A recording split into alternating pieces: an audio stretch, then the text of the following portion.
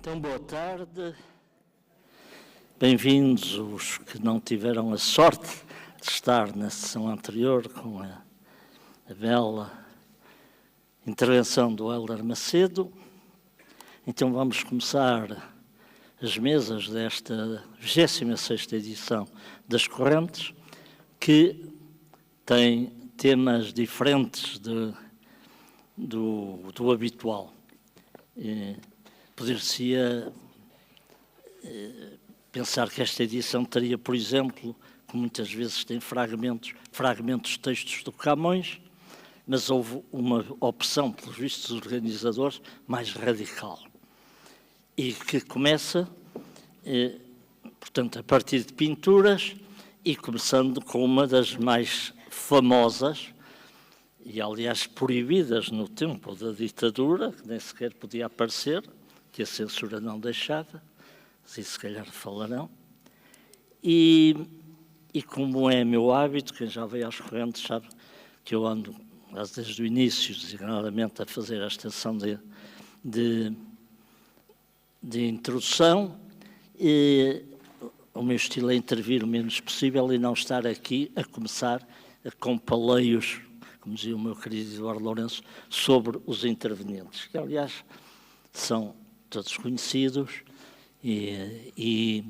eu não vou estar a falar de cada um deles, são todos escritores, e o Álvaro Laborinho Lúcio, desde que deixou de ser só conselheiro, é um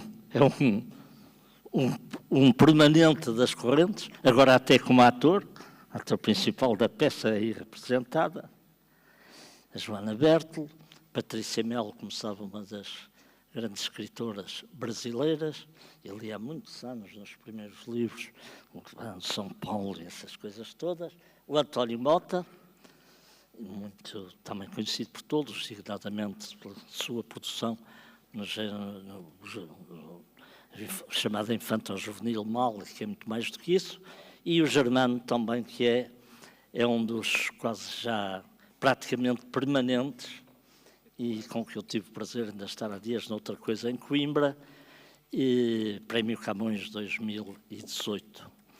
E vamos seguir a ordem alfabética, como está aqui, e começando pelo Álvaro Laborinho Lúcio.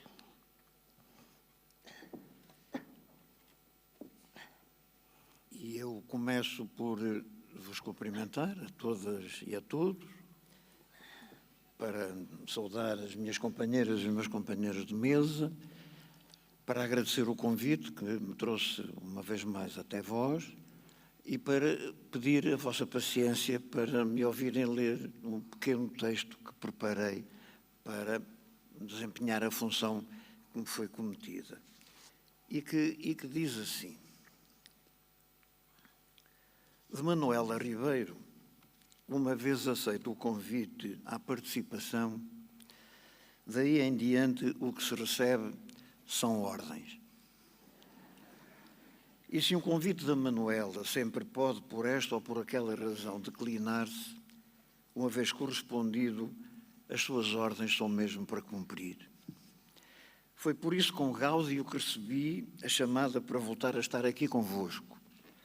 Foi, porém, com apreensão que acolhi a ordem que se lhe seguiu.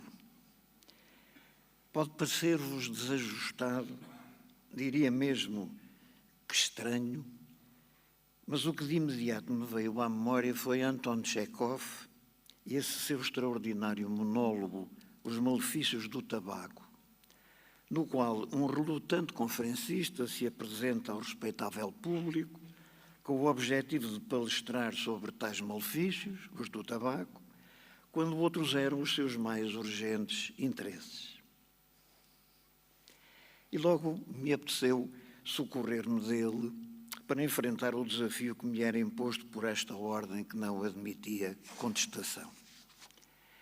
Não fosse este um encontro literário de enorme prestígio e por isso marcado pela austera seriedade das intervenções que preenchem o seu vasto programa, eu organizaria a minha fala inspirado no autor de A Gaivota e começaria assim: minhas senhoras e, de certo modo, meus senhores, mandou o Manuela Ribeiro que eu viesse aqui fazer uma intervenção para fins culturais sobre uma polémica pintura de Courbet. E por que não fazê-la? Se é preciso fazer uma intervenção, façamos então uma intervenção. Para dizer a verdade, eu não sou propriamente um especialista, nem estou munido de qualquer título académico ou científico. Apesar disso, há muitos anos que ininterruptamente eu trabalho em assuntos de natureza cultural e científica. Dou tratos aos miolos quando às vezes, imaginem Vossas Excelências, tenho de escrever artigos científicos, ou talvez muito poucos científicos, mas que vá lá têm um certo ar científico. Desta vez deu-me a Manuela para tema da minha intervenção a origem do mundo de Courbet. Confesso que tinha a intenção de vos falar de literatura. E estava até muito mais interessado em discorrer não sobre a origem, mas sim sobre o fim do mundo, que muitos assustados antevêem já, ou falar mesmo sobre o estado do mundo nos nossos dias, o que é um susto ainda maior. Gostava muito mais disso do que de andar aqui às voltas com uma pintura. Mas a Manuela ordenou-me que falasse hoje sobre a origem do mundo de Courbet, e não tenho por isso outro remédio senão obedecer-lhe. Lá vai então. A origem do mundo de Courbet é, para falar corretamente, uma pintura. Se em vez de vos falar de pintura tivesse vindo falar de literatura, eu diria que, para falar corretamente, o fim do mundo é um tema que está longe de constituir também ele uma questão nova. Só que agora ele está mais próximo e por isso era nele que eu gostava de fixar a minha atenção. Que eu saiba, ao contrário da literatura, nunca ninguém perguntou se a pintura salvou o mundo. E que eu me lembro, nunca ninguém disse que o mundo não se salva sem pintura, nem que se a pintura se extingue, extingue-se tudo. Isto é conversa da literatura.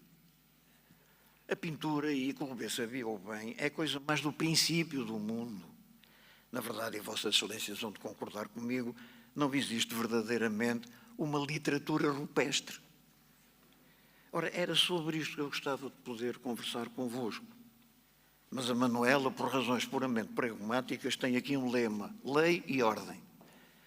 Ainda tentei estrebuchar justamente com a literatura, lembrando-lhe Fernando Namora, para quem a ordem pública é uma ordem da particular estima dos que desprezam o público. Mas ela nada, nem sequer me ouviu. Enfim, dado o pouco tempo de que dispomos, não nos afastemos então do tema da nossa intervenção, a origem do mundo de Courbet. Devo, em todo caso, confessar a Vossas Excelências que, dado o assustador destino da humanidade, este tema me deixa em conflito aberto com o Antigo Testamento, com o risco da minha própria salvação. A gente lê o livro do Gênesis e percebe que na criação do mundo, a entrada em cena da mulher e, sobretudo, do seu corpo, é mais uma questão de costelas. E quando ali se fala de pecado, tudo se fica apenas por uma simples trincadela.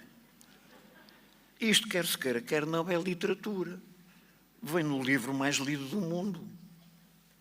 É certo que tudo acabou por desembocar no pecado original e então sim a gente olha para a pintura de Courbet e começa a querer entender.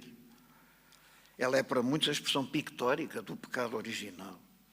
E essa foi a única razão pela qual durante tanto tempo esteve escondida, durante anos mesmo, quase até aos nossos dias.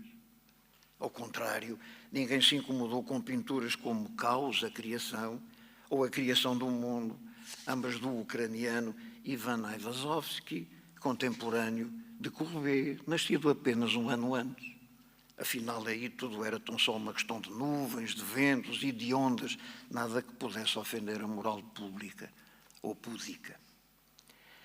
Aqui para nós lembra-me isto tudo a mulher do bispo de Worcester, que, informada sobre a teoria de Darwin, reagiu apoplégtica: descendentes de macacos nós, meu amigo, esperemos que não seja verdade, mas se for, resta-nos rezar para que nunca venha a ser do conhecimento público.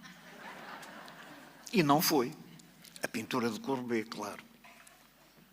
Passou-se isso sim a discutir quem teria sido o modelo que inspirou o pintor. Pobre Joana e Fernand. Retratada por Gustave Courbet em tantas das suas obras, das quais a sua belíssima estética ou silhueta desnuda nada ficava a perder quando comparada com a arte do pintor, eis que volta a duvidar-se ter sido ela a modelo da origem do mundo. Vossas Excelências recordam-se de pinturas como A Mulher com Papagaio, A Mulher nas Ondas, A Mulher Nua Deitada, As Banhistas, Les Baigneuses, não as de Renoir, mas sim, como todas as anteriores, a de Gustave Courbet. Era, pois, de cultura, como verdadeira superestrutura, que valeria a pena falar hoje aqui. Vossas Excelências hão de assim compreender que eu preferisse trazer à cena a literatura, as escritas e os autores. Falar-vos de Flaubert e de Baudelaire, ambos contemporâneos de Courbet, sendo o último seu amigo. Gostava, sobretudo, de lembrar Natália Correia. E, olhando para a tela de Courbet, deixar ecoar em mim a sua poderosa recuperação da ideia de mátria, aquela que Jorge Luís Borges define como natureza-mãe e que Júlia Kristeva entende aqui tão a propósito como um lugar interior. E então, sim, observar não a tela, mas o sentido da obra e buscar nele a mulher e procurar nela a substância de valor que a acompanha na busca da origem, isto é, da compreensão humana de todas as coisas, e aí para sempre, e diante de um ventre sem rosto, por dele serem todos os rostos da mulher, fixar o tempo, o lugar e o modo da verdadeira origem do mundo. Era disto que eu vos queria falar, mas não era disso que eu tinha de falar, mas sim do quadro, do artista que o pintou, das histórias de um e do outro. Só que, falando disto e daquilo, o meu tempo já passou. E agora a Manuela já está lá fora. Se ela perguntar alguma coisa, por amor de Deus, digam-lhe, por favor, que a minha intervenção se realizou exatamente como ela pediu. Ela já está mesmo a olhar para aqui. Minhas senhoras e meus senhores, encerramos, portanto, esta minha intervenção sobre a origem do mundo de Courbet com a conclusão de que Courbet era alto, forte e bem parecido, com altíssima opinião de si próprio, alimentava uma crença profunda no espírito humano. De Vossas Excelências me despeço, pois, na esperança de que a minha intervenção vos possa, de certo modo, haver trazido alguma utilidade. Ao pintor cumprimento, usando o título de um dos seus quadros mais icónicos, Bonjour, Monsieur Courbet. Olha, afinal não era a Manuela. E está a ir-se embora. Parece-me conhecê-la. Joana e Fernand, Madame Bovary. E o meu tempo já terminou. Paciência, tenho dito.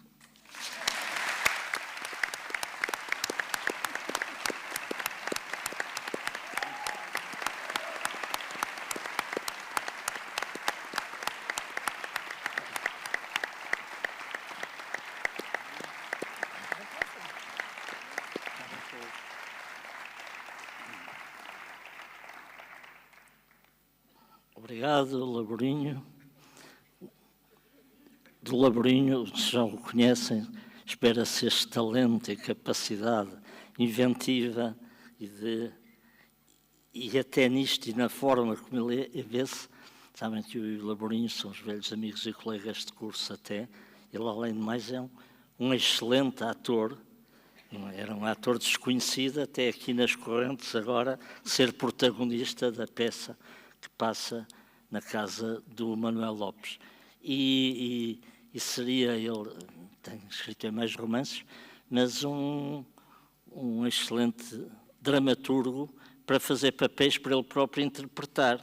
E, obviamente, esta comunicação foi um misto de escrita, da sua inventiva para pegar no tema e lhe dar a volta, e, ao mesmo tempo, de interpretação de ator. Não era por acaso que ele olhava para o relógio de vez em quando, e lá para fora, etc.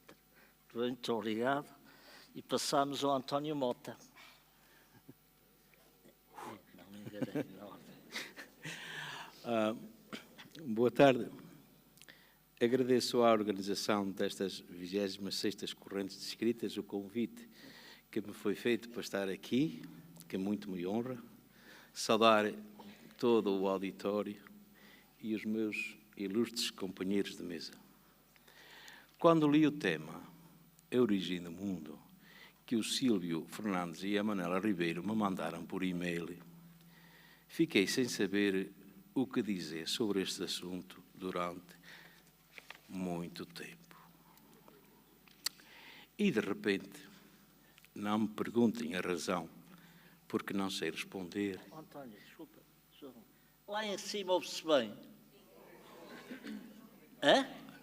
Sim. Sim. É que há pedaço, alguém que estava aí em relação à intervenção do Hélder Macedo, diz que às vezes não se ouvia bem. Pronto, então... Desculpa, Então, olha, continua. volta atrás. Mas Quando... não é para gastar o tempo, como dizia Ok. o Taburinho, Quando li o tema A Origem do Mundo, que o Sílvio Fernandes e a Manuela Ribeiro me mandaram por e-mail, fiquei sem saber o que dizer sobre este assunto durante muito tempo.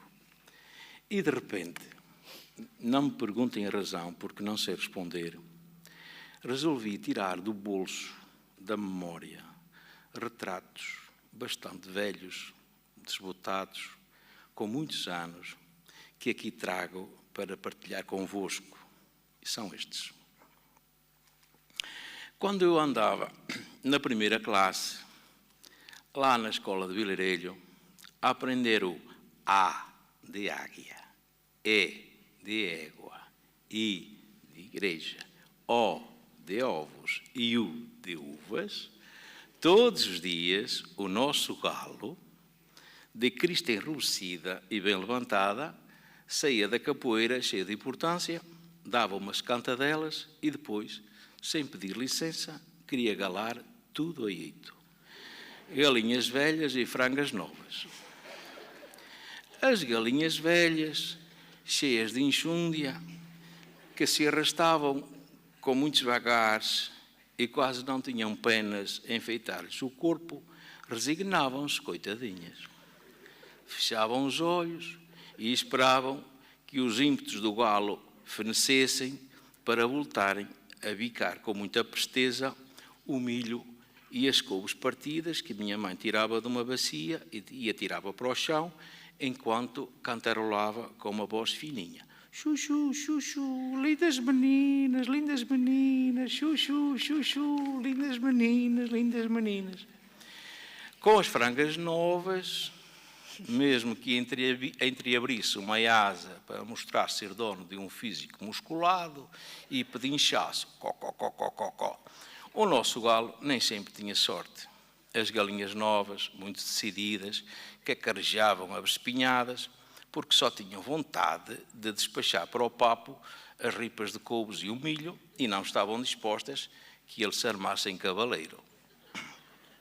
A minha mãe também não as incomodava muito. Chuchu, chuchu, lindas meninas. Com muita arte, agarrava uma galinha de cada vez, encostava ao peito, junto do avental, e com muito cuidado metia o seu dedo mínimo da mão direita na cloaca da bicha. Olhava para o céu com olhos fechados e daí a pouco não dizia nada, ou então acenava com a cabeça. Linda menina, dizia muito serena, muito contente. Linda menina, e quando já não havia um grão de milho nem uma farripa de couve no terreiro, minha mãe sabia quantos ovos ia colher. O nosso galo era elegante, imponente, olhava de lado sem medo. Não cantava lá muito bem, mas era eficaz na arte de galar. E se não o fosse, tinha o mesmo fim dos antecedentes. A minha mãe dava-lhe milho e depois, chuchu, anda cá, fanfarrão. Apanhava o galo desprevenido, metia-lhe as patas dentro de um saco de sarapilheira, para que as esporas não a ferissem, prendia-o no meio das coxas e esperava que ele se acalmasse. E, de repente, a minha doce mãe, transformava-se numa mulher muito concentrada, muito irritada, muito alterada, com as faces muito rubras, e então aparecia na sua mão, a faca da cozinha, que o meu pai afiava na pedra da molar. Em vez de cortar batatas e bacalhau, cebolas e vagens, alhos e tomates, presunto e broa e as couves finíssimas para o caldo verde, a faca da cozinha golpeava com rapidez e eficácia o pescoço do bicho. E logo o sangue escorria para dentro de uma tigela. Minha mãe dava um grande suspiro e dizia: não gosto nada de fazer isto, mas alguém tem de o fazer. Foi rápido, o bicho não sofreu. Não sofreste, pois não? O galo concordava, tacitamente, porque não dizia nada. Depois de ficar retalhado em pedaços a fazer a parte de um primoroso arroz de cabidela, era uma festa em minha casa. Está muito bom, dizia meu pai, e eu repetia todo o ancho: está muito bom, está muito bom. A minha mãe sorria, mas só comia o arroz. Eu gostava de ver o seu olhar tão sereno e não alcançava. Porque é que ela também não comia um bocadinho de carne? Porque aquela comida estava boa, estava mesmo muito boa, nessa altura. Eu pensava que era muito triste um galo só ter 2 coxas. E punha-me a imaginar, se eu inventasse os galos, punha-lhe pelo menos 4 patas, 4 coxas. E estava a ser muito modesto.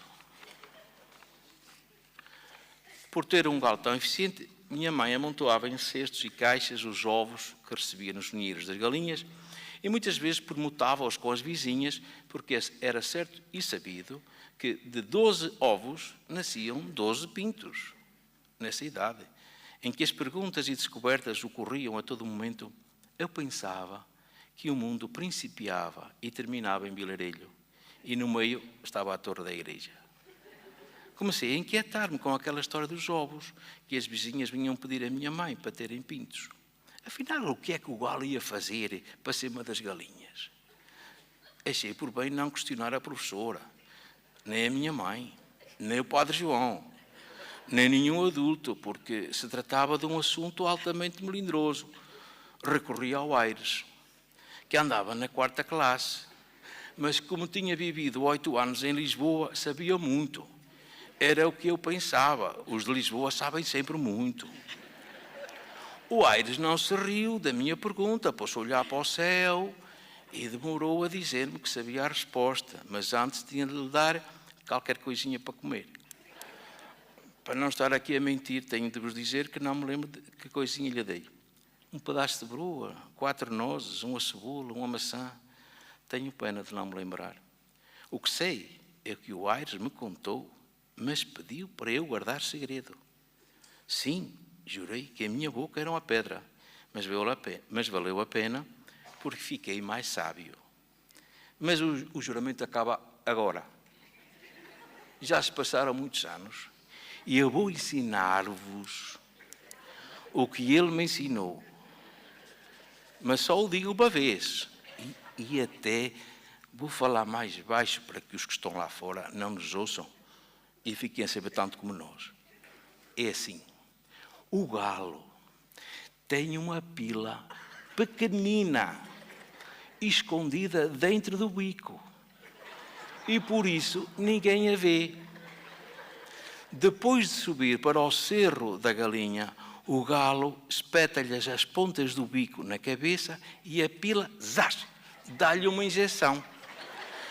E a injeção depois vai fazer pintainhos dentro dos ovos. Oh, bendito Aires, que vieste de Lisboa e explicaste tão bem as coisas. Bem mereceste qualquer coisinha para comer. Mas os ensinamentos do Aires deram origem a outras perguntas e eu não descobri respostas para elas. E o Aires exagerava no preço. Então, resolvi investigar por minha conta. Enchi-me de coragem, peguei numa cesta que tinha dentro uma dúzia de ovos e fui para o quintal abrir um por um para ver se descobria onde é que estava a injeção da pila. Parti os ovos todos, só vi gemas e claras, não vi nada do que queria e ainda fiquei com um grande problema para resolver. O que é que eu havia de inventar para a minha mãe não descobrir que tinha sido eu o profanador de 2 ovos prometidos a um vizinho. Apanhei as gemas e as claras com as mãos, meti-as na cesta e juntei as cascas.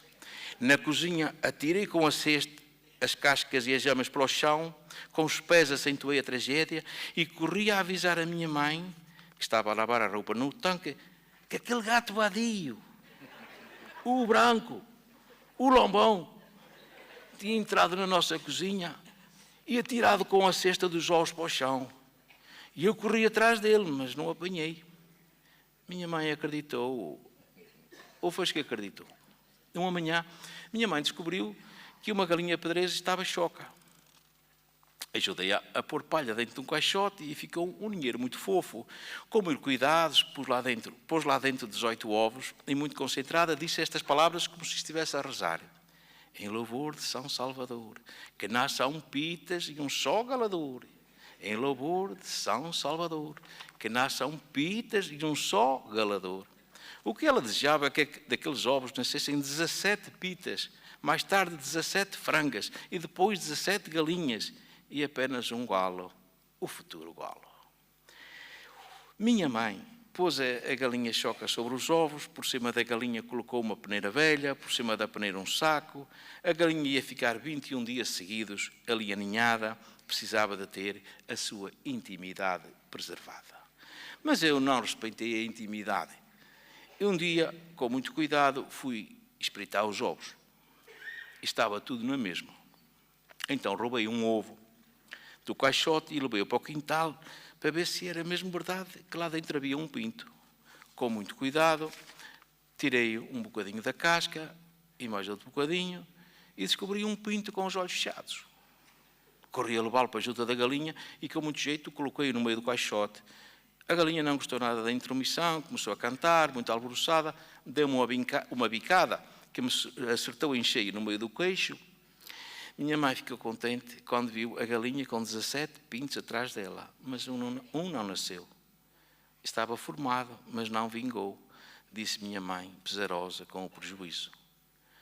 Pois foi, coitadinho do pintainho, disse eu muito condoído, e com o coração aos saltos. Ó Toninho, tu não andaste lá a mexer, pois não? Claro que não, claro que não. Ai, a mãe lembra-se de cada coisa. Antes de terminar, quero dizer-vos que ainda hoje não me arrependo de ter dado qualquer coisinha ao mestre Aires, porque foi ele que me ensinou a inventar quando não sei nada e tenho de dar respostas. Muito obrigado.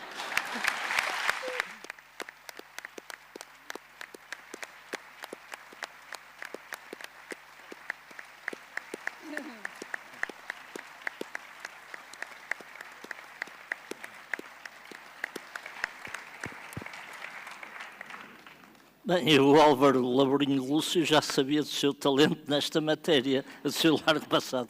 Do meu amigo António Mota não sabia, e faço uma sugestão às correntes que ele seja o ator da próxima peça, porque eles também já estão fartos desta, e foi formidável e, de facto, acho que foi uma ótima explicação do quadro do Courbet. E então... passamos ao Germano. Germano Almeida.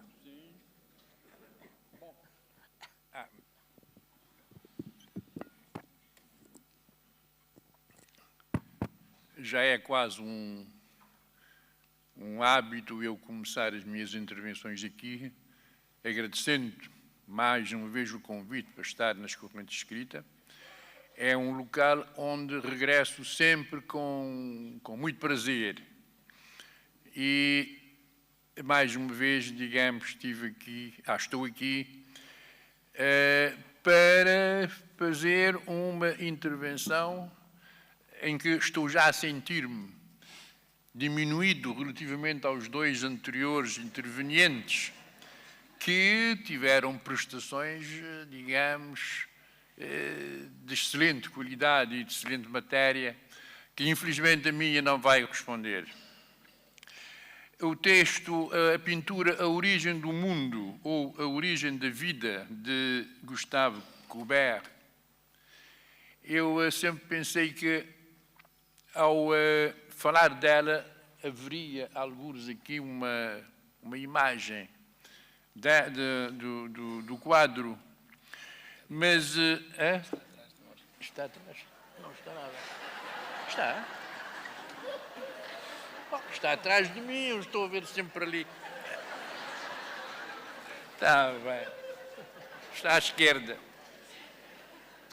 Mas eu sempre que eu vejo essa pintura, lembro-me de um personagem do livro de A Montanha Mágica, de Thomas Mann.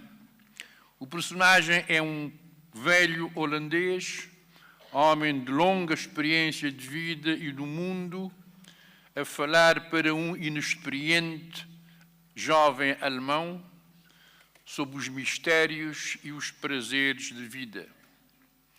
A vida, diz o velho para o jovem, a vida é uma mulher nua, deitada com os seios exuberantes e apertados, o ventre amplo e macio entre as pernas salientes, braços delgados, coxas redondas e olhos semicerrados, que, na sua provocação magnífica e zombeteira, exige o nosso mais alto fervor, toda a atenção do nosso prazer de macho, que deve confirmar ou perecer perante ela.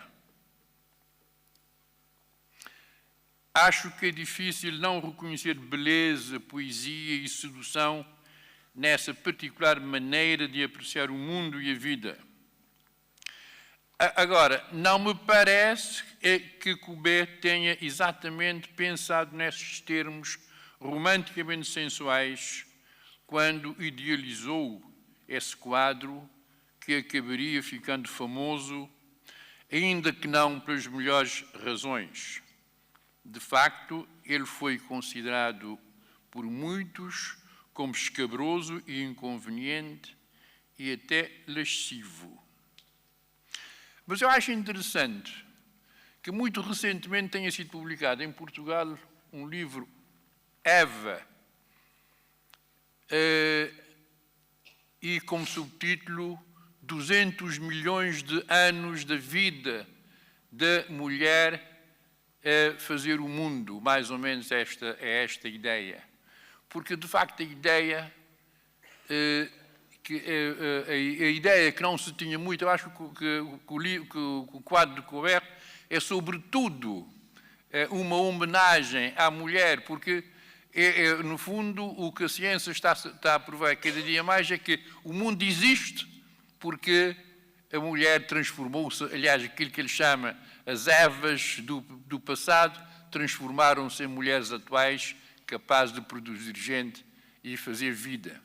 Daí eu entender, por exemplo, as palavras do velho da mulher lasciva, mas também da mulher que é capaz de contribuir para a produção de gente. Courbet pertencia a uma escola que pretendia que as artes, sobretudo, continuar o desenvolvimento do espírito científico que tinha iniciado no século XVIII. O verdadeiro fim da arte é a vida, defendia ele. A pintura é uma arte essencialmente objetiva, que consiste na representação das coisas reais e existentes. E nesse sentido, ele é tido como um pintor de um realismo seco, severo e combativo. Bem entendido que Courbet e a sua escola não surgiram do nada. Até se diz que eles significaram a renovação dos nobres ideais da Revolução Francesa de 1789, que a França tinha vivido com todos os seus altos e baixos. De facto, aquele país tinha passado pela ascensão e pela queda de Napoleão, a seguir por Luís Filipe, chamado Rei Burguês, tinha passado pela Revolução Industrial e consequente declínio da aristocracia, substituída no poder pela grande burguesia dos banqueiros e grandes industriais, mas também por todo o cortejo de sofrimento para a classe trabalhadora, que finalmente tinha começado a reivindicar quer a redução das desumanas jornadas de trabalho, quer o direito à greve, enfim, quis conquistar melhores condições de vida. Até que, finalmente, acabaria por desembocar na Revolução de 1848, que acabou sendo visto como um prolongamento da Revolução Francesa de 1789, não apenas em França, mas praticamente em toda a Europa, com Marx e Engels conclamando no Manifesto Comunista a união dos trabalhadores de todo o mundo com vista a levar avante uma verdadeira revolução.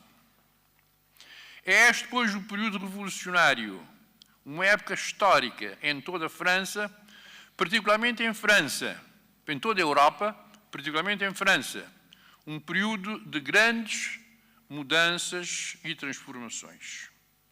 É, portanto, a época em que o realismo está substituindo o romantismo. Já não é o romântico poeta Lamartine oferecendo à prostituta tuberculosa as flores etéreas da beleza. É antes um Baudelaire que lhe aponta Sarjeta como o lugar do mundo onde vive e está condenada a morrer.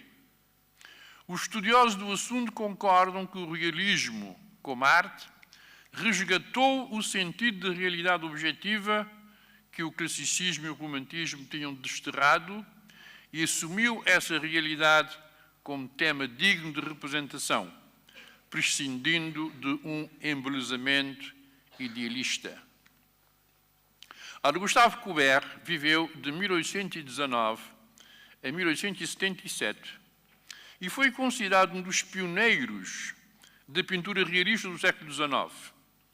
Essa forma de arte, dita realista, propositadamente tinha abandonado as figuras bíblicas, os deuses e os heróis que eram os temas usuais da época romântica, para passar a retratar o povo miúdo, aldeões humildes, camponeses e lavradores, mas, sobretudo, operava com temas do mundo dos operários em geral. Em resumo, quiseram retratar o cotidiano de forma imparcial e objetiva. Mais que qualquer outro artista da sua época, Courbet encarnou o espírito realista da sua geração, usando o realismo como linguagem, como atitude e como técnica.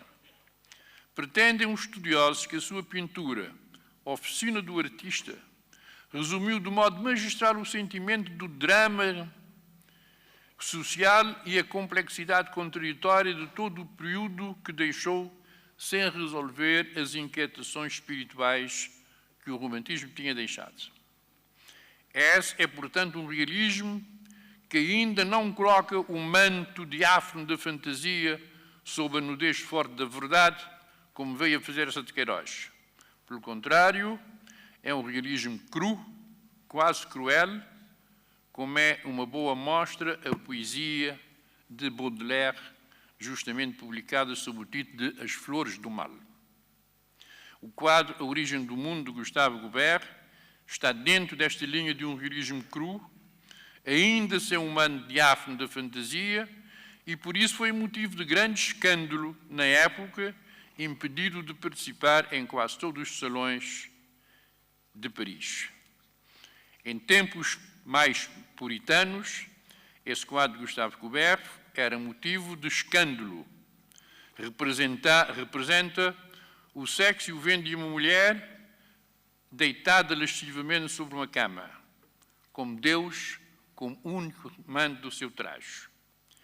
E enquadra-se na parte da sua anatomia, o espectador pode ver mais além dos músculos e do peito do modelo.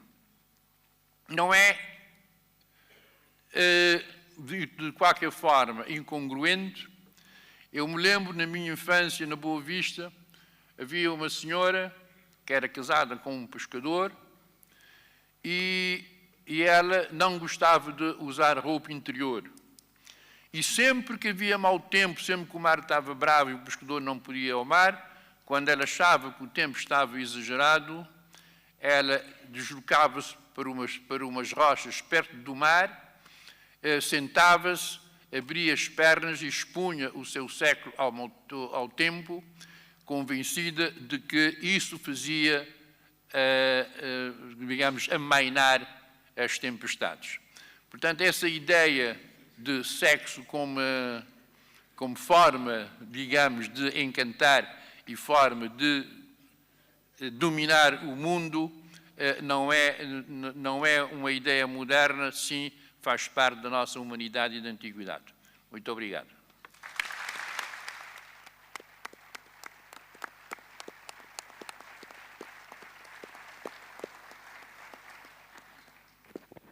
Joana Berto.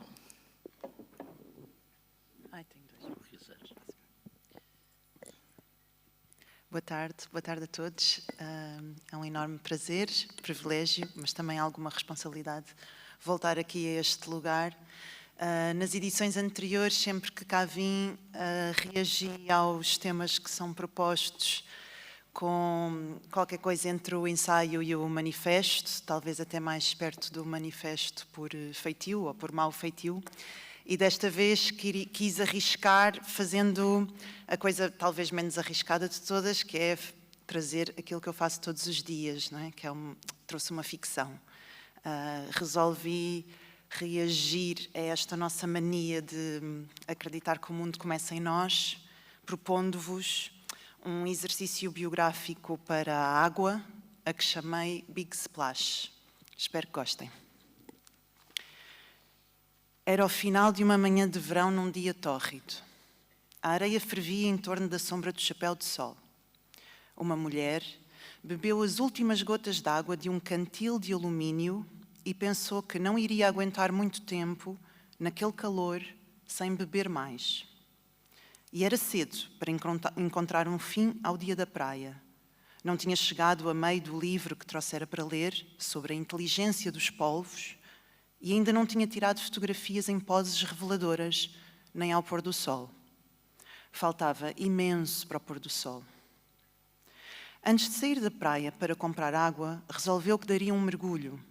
Estava no meio do nada, porque tinha decidido caminhar para longe das praias concorridas e, no assombro de descobrir uma língua de areia branca praticamente deserta e as suas águas cristalinas, ignorou os avisos escritos na língua local, mas também em inglês, que alertavam ocasionais banhistas para a existência de fundões, agüeiros e outras correntezas.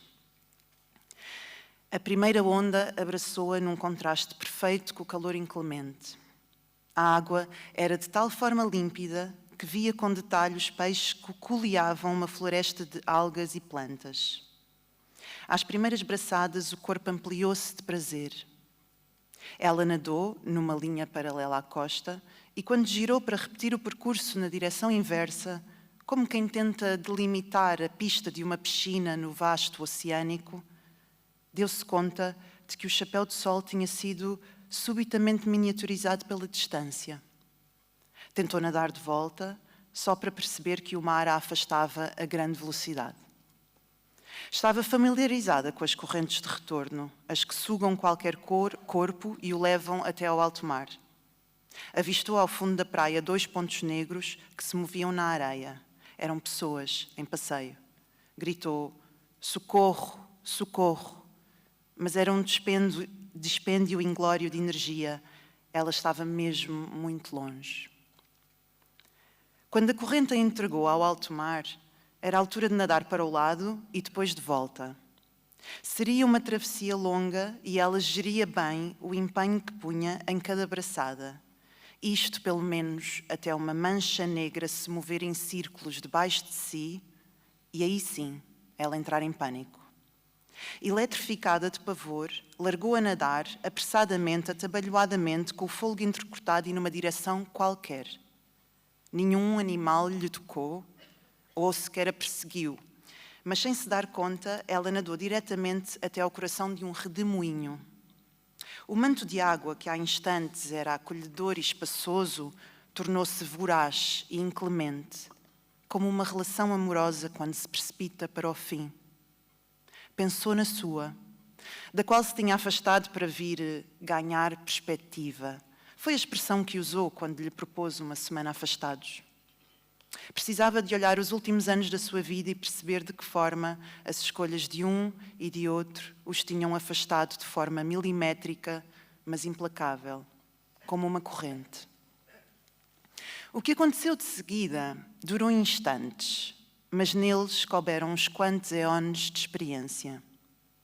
Depois de pensar no impasse a que tinha chegado a sua relação amorosa, ela visitou detalhes perdidos da infância, viu a mãe com um bebê ao colo e o pai ainda magro, viu a enorme tília do quintal dos avós, viu joelhos esfolados e viu saliva trocada no quarto da melhor amiga, num confronto asqueroso que demoraria a chamar-se um beijo.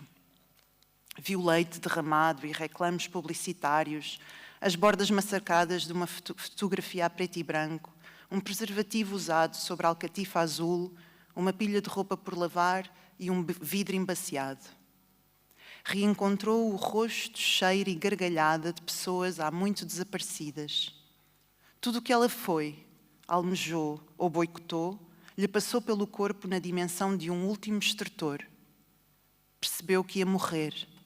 E ainda teve tempo para sentir pena por não poder terminar o livro sobre a inteligência dos polvos, com a sua rede de neurónios disseminados que lhes permite controlar os membros de forma independente e realizar tarefas complexas sem envolver o cérebro.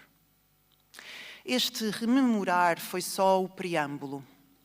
Diz-se que a nossa história começa num microconto de título Big Bang, todo ele clímax, um fogo súbito. Mas no início também era a água. O que de facto se passou na origem do mundo chamou-se tanto Big Bang quanto Big Splash. E enquanto ela se desprende do corpo físico que foi seu por 30 anos, finalmente liberta da tirania do tempo linear, ela é todos os bigs e todos os bangs, mas sobretudo ela é splash, ou seja, está a afogar-se. Vê-se a si própria como água, torna-se água, vê o seu próprio trabalho milenar de esculpir a matéria, escavando vales com o vigor dos flancos, desenhando arribas e grutas. Move praias inteiras com os dedos ondulados. Em ciclos de congelação e de degelo, rebenta com a mais dura das rochas, reduzindo taludes a cascalho ou elevando o fundo da terra. A consciência aquática recua a civilizações aconchegadas em rios e férteis planícies de inundação, a Mesopotâmia do Tigre e do Eufrates ou o Egito do Nilo. O que vê enquanto água não a surpreende. Estava em todas as cosmogonias, de Gilgamesh ao dilúvio bíblico, mas quando recua o suficiente para se deparar com os primeiros humanos, percebe em quantas dimensões de tempo a água nos precede. E talvez tenha sido nesse reconhecimento que desistiu finalmente de existir enquanto ela própria. Antes dessa dissolução, ainda viveu uma experiência terrível. Experienciou o último instante de todos aqueles que morreram como ela. Um corpo feminino trancado num baú e lançado ao mar, o desespero de um homem que se lança de uma ponte, a aflição de um mergulhador que não consegue voltar à superfície, o tsunami a varrer uma cidade medieval e todos os passageiros de um Boeing 747 em queda livre sobre o Atlântico. Uma família trancada dentro do próprio carro, 400 mil congestões, 7 milhões de mortes uníssonas, quando o grande rio amarelo na China se espreguiçou e inundou tudo. Os tripulantes nomeados do Titanic ou do Kursk, mas também as infinitas existências anónimas que seguiam em todas as embarcações que o mar tolheu, colheu, cuspiu. O imigrante sírio, que vê a linha da costa europeia ao fundo, mas não aguenta mais. É da agonia de todos eles que é feito o oceano, mas também do amor por cumprir nas suas vidas, dos sonhos por concretizar. Ela entende então de que forma o futuro é tudo aquilo que vem depois da dor. No lado de lá do tempo, vê como o mar voltará a subir e a cobrir tudo. As barreiras que construímos sucumbirão como castelos de areia erguidos por crianças. Serão engolidas todas as ilhas e desaparecerão zonas costeiras densamente povoadas. Os quase 1000 quilómetros de costa portuguesa onde vive a maior parte da população, incluindo ela própria, quando estava viva, ficarão submersos. Espantou-se ao ver que as cidades submersas não se pareciam em nada às descrições dos livros de ficção científica que lera em adolescente. Parecia que nunca tinha havido nada ali senão água.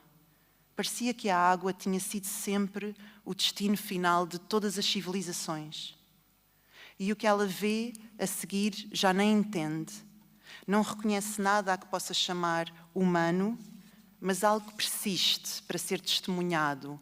Qualquer coisa que ela se atreve a chamar será ainda vida. Nos dias seguintes, amigos e familiares estranharam a falta de atividade nas redes sociais dela. Passada uma semana, foram feitos telefonemas que confirmaram que nunca tinha regressado ao hotel. A polícia foi notificada, inquéritos foram feitos. Passados 10 dias, por pressão do namorado que entretanto chegara à ilha, iniciaram-se as buscas. O seu chapéu de sol foi encontrado entre as dunas a muitos quilómetros do hotel, martirizado pelo sol e pelo sal, identificado como dela pela roupa ailatada. Os restantes pertences, mochila, creme solar, telemóvel e um livro sobre a inteligência dos polvos, nunca foram encontrados. Mas ela estava lá, um pouco por todo o lado.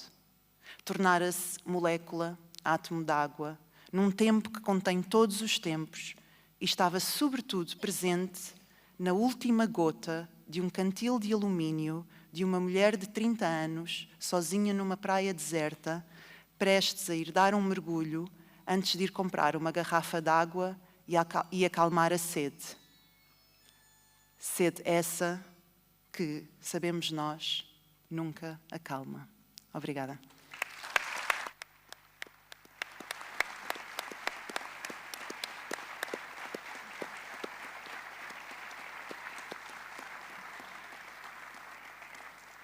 Patrícia Melo. Boa noite a todos.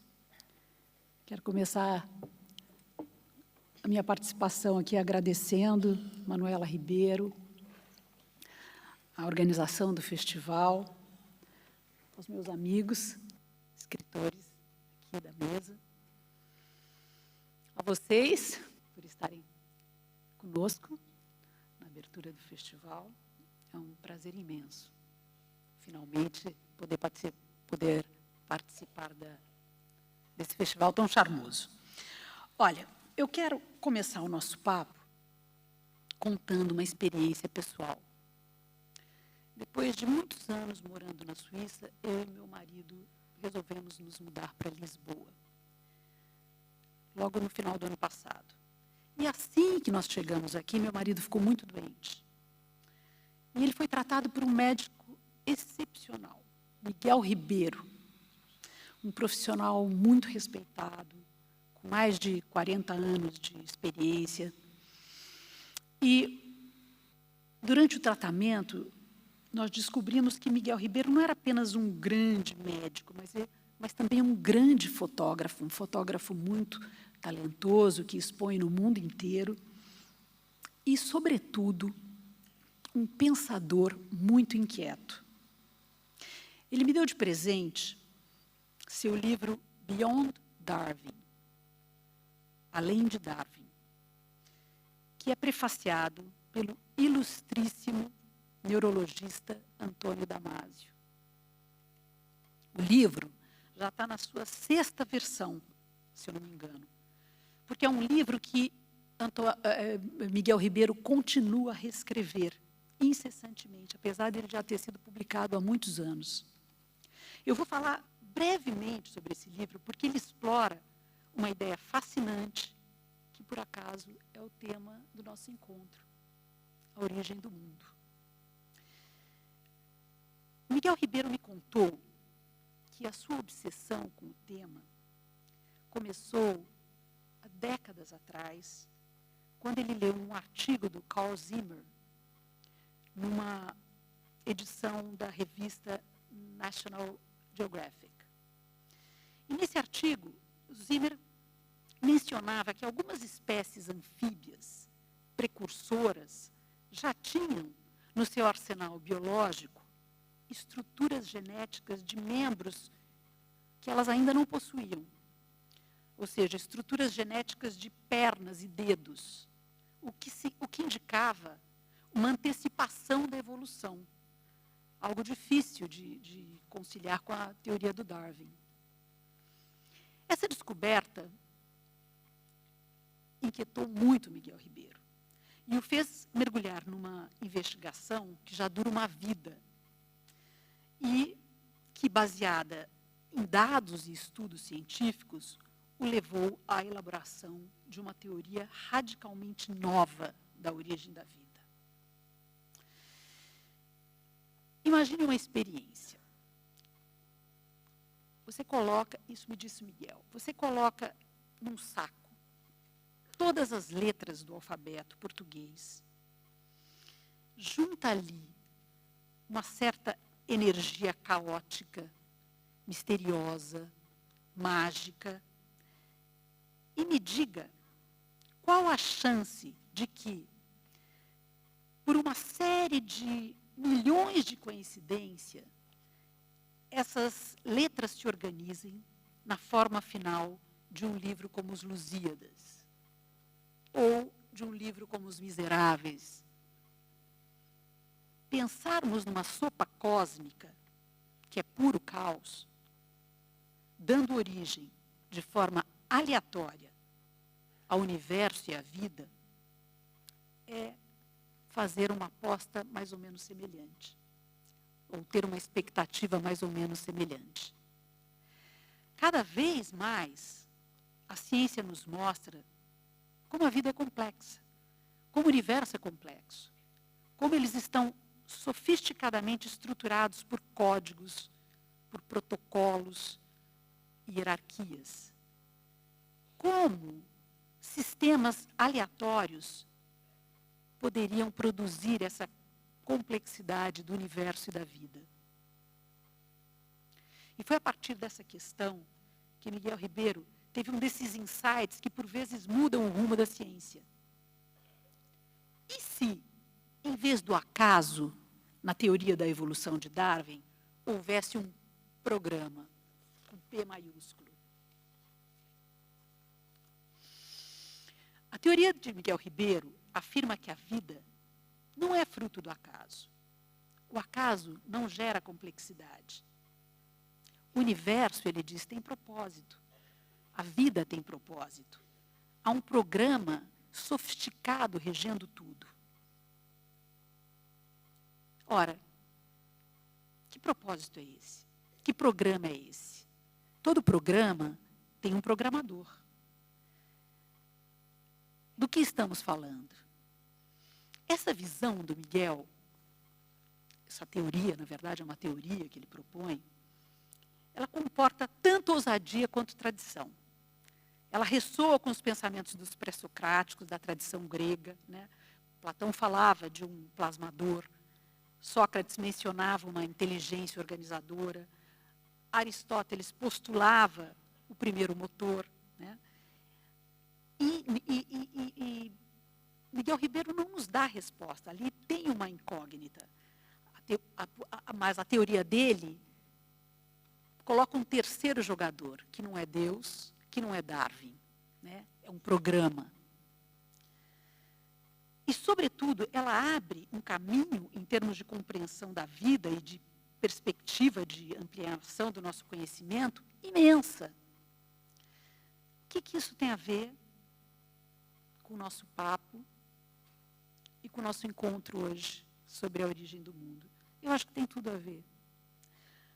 Toda nova teoria científica, antes de ser validada, é um mundo imaginado. Primeiro ela nasce como possibilidade, só depois ela se traduz em realidade ou não, ou em novas hipóteses. Nesse sentido, a ciência e a literatura compartilham algo essencial. Ambas expandem os limites do que conhecemos e do que podemos conceber. A literatura sempre foi uma fábrica de mundos. Ela não apenas reflete a realidade, mas ela reinventa, ela amplia, ela questiona a realidade. Shakespeare criou um mundo onde o ser humano se descobriu contraditório e complexo. E por essa razão, Harold Bloom dizia que ele inventou o humano como nós conhecemos hoje. Tolstói construiu um mundo onde os dilemas morais da alma russa e ocidental se entrelaçam. Camões deu uma dimensão épica à aventura humana pelo desconhecido. E há ainda mundos criados que antecipam o futuro. Quanto do mundo tecnológico de hoje foi revelado pela distopia de George Orwell?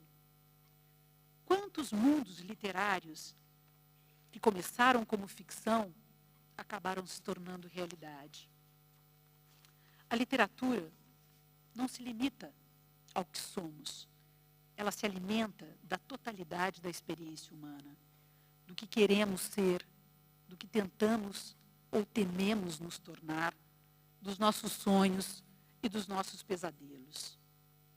A literatura pode reinventar o passado. Marcelo Rubens Paiva está fazendo isso com seu livro Ainda Estou Aqui, no qual ele conta o assassinato do pai pela ditadura no Brasil.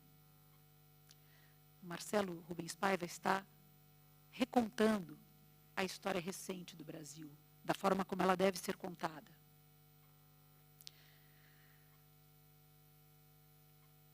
Ao criar mundos imaginários, a literatura nos obriga a enxergar melhor o nosso próprio mundo, seja para preservá-lo, seja para transformá-lo. Se Miguel Ribeiro nos propõe um universo programado, a literatura nos ensina a explorá-lo, a questioná-lo e a decifrá-lo. A ficção não se contenta com respostas prontas, ela abre espaços para a dúvida, para o mistério, para o pensamento. Criar histórias não é apenas um ato de invenção, mas um ato de investigação e também de espionagem, como disse Amos Oz. E aqui eu abro um parêntese para uma história divertida do Amos Oz. Ele tinha um vizinho que vivia dizendo: eu tenho que sair de casa sempre com o cabelo penteado, porque se eu encontrar o Amos Oz e ele me colocar numa de suas histórias, eu quero estar bem bonito. E o Amos Oz dizia para ele: mas o processo não é assim, não funciona assim. O processo da ficção é diferente. Pense numa maçã, dizia Amos Oz. Do que é feita essa maçã? É feita de terra, de água e de sol. Mas quando a mordemos, ela sabe outra coisa. A ficção é como uma maçã. E a cada maçã que produzimos, cada mundo literário que construímos, nos ajuda a compreender o que significa existir nesse mundo. E mais, significa, sobretudo, ver de perto o que esse mundo, com sua beleza, seu caos e seus enigmas, está fazendo conosco. Muito obrigada.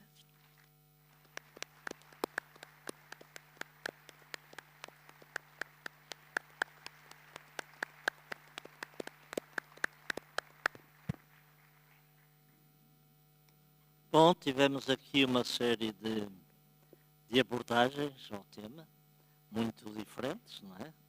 Sabe, desde a criação a partir da ideia do nascimento do mundo, até metafóricas, uma do Mota, intervenções em conjunto à literatura e a própria interpretação quase teatral do texto. Curiosamente, um dos nossos ficcionistas foi o que se ateu mais ao tema, o Germano, o que terá sido para muitos, se calhar, uma surpresa. Mas, portanto, temos aqui muita matéria para intervenções do público, para o que queiram dizer, dentro daquela brevidade que as circunstâncias exigem, ou perguntar aqui aos meus colegas de mesa, fazem o favor. E como costumo dizer que a primeira é sempre a mais difícil. Antigamente, quando começou isto, e eu sempre, desde há não sei quantos anos, mais de 20 anos da primeira mesa, eu tinha muito êxito, vou dizer porquê. Porque como era gente, sobretudo a povo, e muita que eu conhecia, designadamente aqueles que começavam a falar e nunca mais calavam. E não diziam nada, eu cortava-lhes a palavra. E, portanto, ficava muito coisa. Agora tem sido um bocado ao contrário, porque é difícil pô-los a falar. E quando ninguém começa, eu falo de alguém e, portanto, vou pedir ali ao meu amigo, este editor Veiga Ferreira, para contar. Não, mas já agora ele conta uma coisa que é muito breve. Queres contar aquela história que falámos há pedaço? É porque há pedaço falando sobre isto. Este quadro, obviamente, era cortado pela censura, não podia, seria um escândalo. E o Veiga Ferreira falou-me há pedaço, contou uma história que aconteceu com uma edição de um livro dele. Conta lá, pá, muito brevemente, já depois de 25 de Abril. É uma anedota interessante sobre Portugal nos anos 2000. Isto passou-se talvez em 2008, 2009. Eu publiquei um livro de uma autora francesa chamada Catherine Breillat, livro no qual achei que a origem do mundo era a capa ideal. E assim fiz, publiquei naturalmente, e o livro seguiu por aí, por várias livrarias, até que chegou à Feira do Livro de Braga e algum elemento do público frequentador da feira dirigiu-se à esquadra da polícia, apresentou queixa, até que é normal, a estupidez humana é incomensurável. O que já não é normal é que o chefe da esquadra, o polícia-mor, mandou um piquete à Feira do Livro e confiscou todos os exemplares que havia com essa capa. Bem, 2 dias depois devolveram e pediram desculpa, não sei o quê. De todo modo, é uma história espantosa que, mais de um século depois de milhões de seres humanos terem visto aquele quadro, houve em Braga um parolo que se escandalizou e foi fazer queixa à polícia. E mais espantoso, houve um polícia que aceitou a queixa e agiu em conformidade. Acho que é uma história engraçada para começar. Agora lá em cima, então está alguém... Olha, desculpe, eu posso falar? Quem? Eu posso falar? Pode falar quem Obrigada. escrever. É que fui a primeira. Então Estava a dizer que não tinha ninguém e eu estava a comentar aqui uma coisa com este senhor aqui ao lado. Sim. Por isso vou comentar agora com todos. A primeira é, eu sou de Braga. A segunda é, nasci na Póvoa. A terceira é, sou pediatra e sei disso. Eu vi, junto ao turismo, na Feira do Livro, esta imagem. Eu sou pediatra e sou mulher, não tenho nada contra, até acho muito giro. Gostei imenso das vossas participações. E não vou fazer uma pergunta, vou fazer um comentário. Chama-se Origem do Mundo e disse isso em Braga. Porquê? Porque vendo uma mulher nua nesta posição, se entrar um espermatozoide e encontrar um óvulo, como o segundo estava a comentar, também gostei muito do seu, porque o Louvarinhos é, pronto, muito meu conhecido, já falou num congresso de pediatria nacional. O que é que nós vamos ter? Vamos ter a origem humana do mundo. É só isso. Obrigado. Mas parece que havia alguém lá para cima, não é?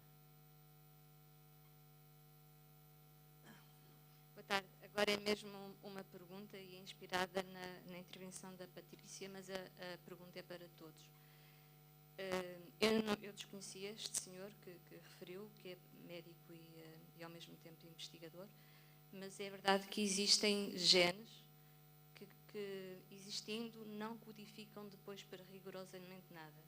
Ou seja, estão lá os aminoácidos, que são 4, o mesmo será dizer 4 letrinhas, já TCG, adenina, timina, guanina e citosina, mas depois não se expressam nem em braços, nem em olhos, nem em nada.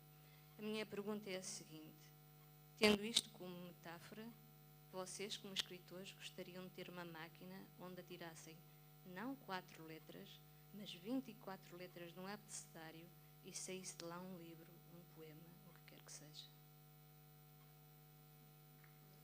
Posso responder? Eu acho essa ideia dessa máquina aterradora. E eu acho que essa máquina já existe. E ela se chama inteligência artificial.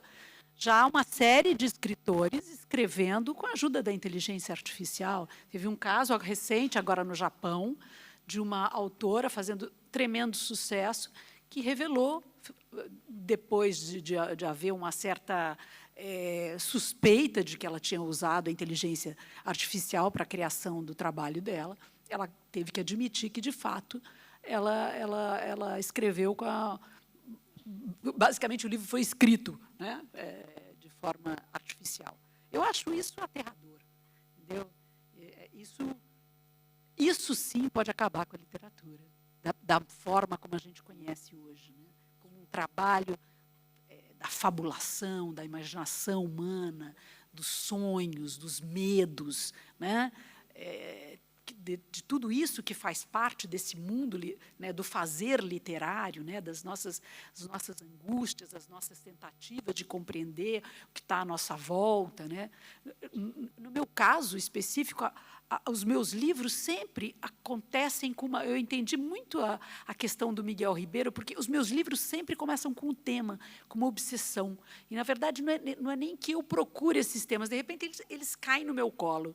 Assim, eu sinto que eu estou toda sempre voltada para uma questão, sempre alguma coisa me chama para uma tentativa de compreensão, e isso vai se organizando mentalmente, fabulosamente, numa forma de um mundo ficcional, né? Agora, imaginar que uma máquina, você coloca lá esses ingredientes e pode escrever isso, é tão triste, né? Eu acho que isso seria o fim da literatura.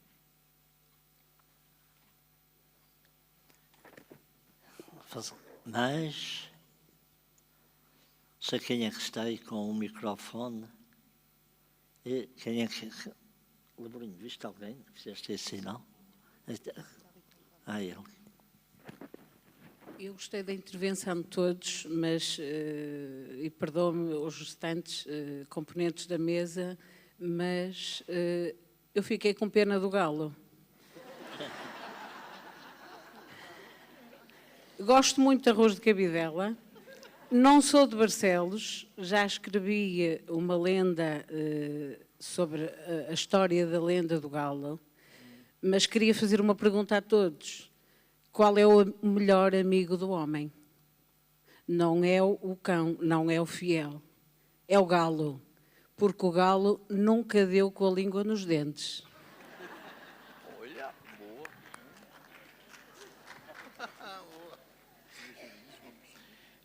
Aliás, o António Mota, o seu próximo livro infantil-juvenil... António, o teu próximo livro infantil-juvenil vai ser a história do galo, não é? Desculpe, eu estava aqui e pego aqui na resposta que deu.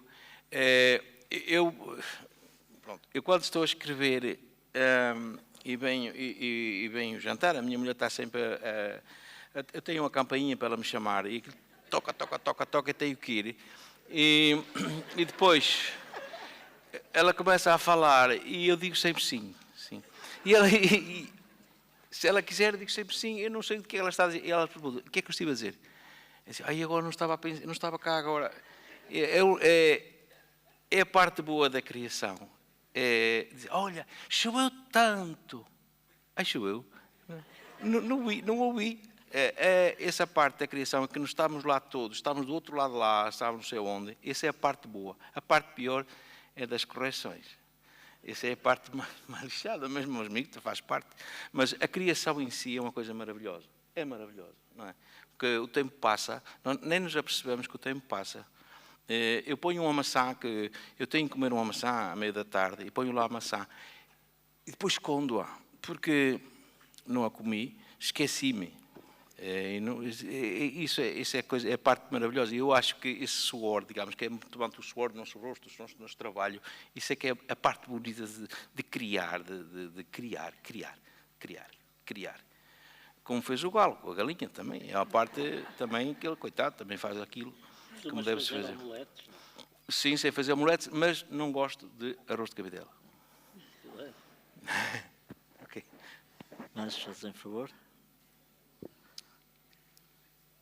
Estou a ver alguém com a mão levantada, mas não sei se é como outro, se é fazer alguma saudação, se é só por acaso. É? Não? Então, não havendo mais nada a declarar, acho que foi uma bela sessão. Muito obrigado a todos pela presença. As correntes continuam.